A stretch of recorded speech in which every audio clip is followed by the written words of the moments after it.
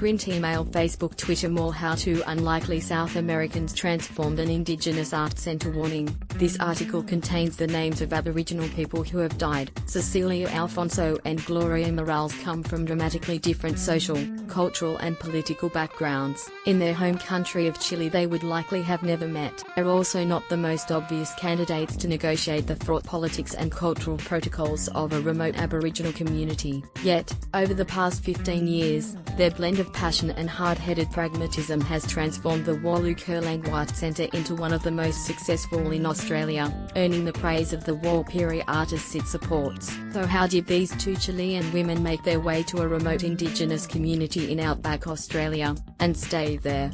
Cecilia came from an aristocratic Chilean family that boasts a long line of conquistadors. They moved to Australia in 1971 after receiving threats from the then new Allende socialist government.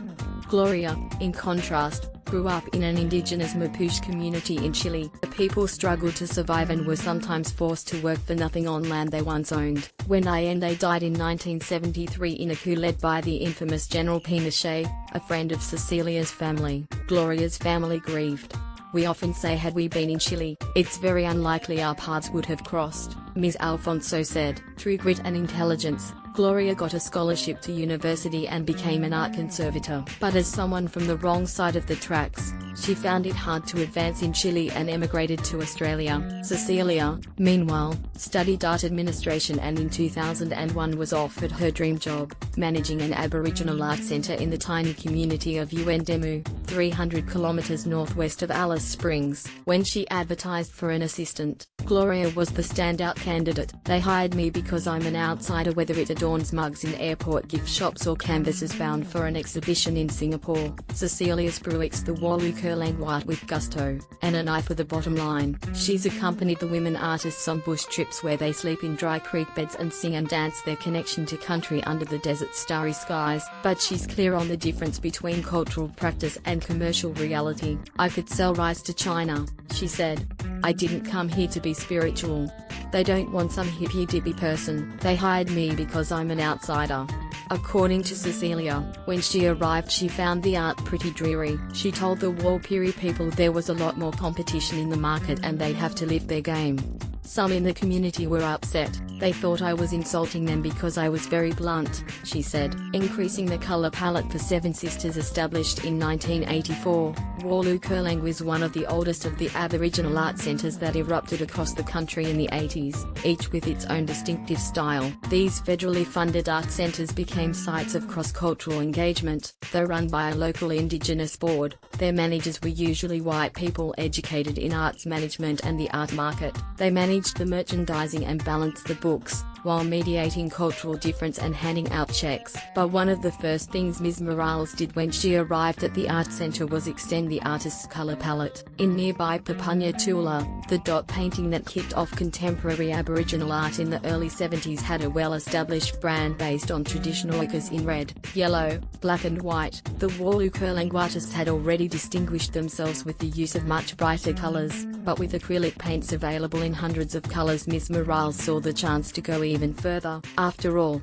the artist showed her the landscape was alive with color. As one of the foundation artists at Walukerlang, Paddy Japaljarri Stewart, was fond of telling her, Paddy showed Gloria the orange of natural honey, the kaleidoscope of colorful flowers after rain, the fluorescent green of the budgerigar. She increased the palette to about 300 colors and the artists took to them with alacrity. One of them was the late Alma Nungarei Granites, who painted luminous celestial skies to tell her Seven Sisters story. Gloria gave her 7 new shades of blue to extend her range, along with new techniques. "Before I painted dots. Now I do splatter too," Alma said. Alma said she grateful Gloria helped her to think differently, to work with the mistakes she made. "Nothing is a mistake in painting," Gloria told her, "gives you an opportunity to explore a new idea." Alma's father, Paddy Japaljarri Sims, another foundation artist at Uendemu, witnessed an extraordinary transition. He went from being part of a desert community that had never seen white people to showing his art in Paris, in the celebrated Magicians of the Earth exhibition in 1989. In the same spirit, Cecilia believes the art at Walukerlang is always changing, and sometimes that takes artists away from painting their Jakerpa, or dreaming, story. There's no doubt that originally those paintings were maps, spiritual documents, but the culture has evolved and people's connection to that culture has changed, she said. If some artists want to paint secular paintings that abandon traditional iconography, that's fine by her. You can't put people in a time capsule, Ms. Alfonso said. Some tourists are taken aback that the artists are market-oriented. Gloria has no time for such attitudes. I remember somebody saying, "Oh, are they working for money?" And I went, "I work for money, don't you work for money? Tell me which white artist paints for nothing?" Over the years, both women have grown attached to the place and close to particular artists. I've had a child there and I've been part of that community. Yuendamu has been my home, said Cecilia. But while she has learned a lot from indigenous ways of thinking, she refuses to idealize the community. It's important not to think that they're living in this utopian ideal, because they're not. The dog whisperer Gloria has come to love the open space. Every time I go into a city, I feel I want to get out of there as quickly as I can. I just feel suffocated. I need this, no boundaries, she said. Given her dog project, she is unlikely to leave. When she arrived, there were about 700 dogs and 1,000 people at the art center. Starving dogs would run across the paintings on the ground to get to food. Gloria started desexing, adoption and veterinary programs, and the reduced numbers of dogs are now in much better health. She personally takes care of any who fall between the cracks. I call them the rejects, she said, laughing. She currently lives with about 40 of them. Putting Walu Kurlang on the global stage, Cecilia has now taken the annual turnover at Walu Kurlang from around 300 artworks to a staggering 8,000, with the artists taking 50% of each sale, paid in advance. "I'm giving out $1 million a year," she said.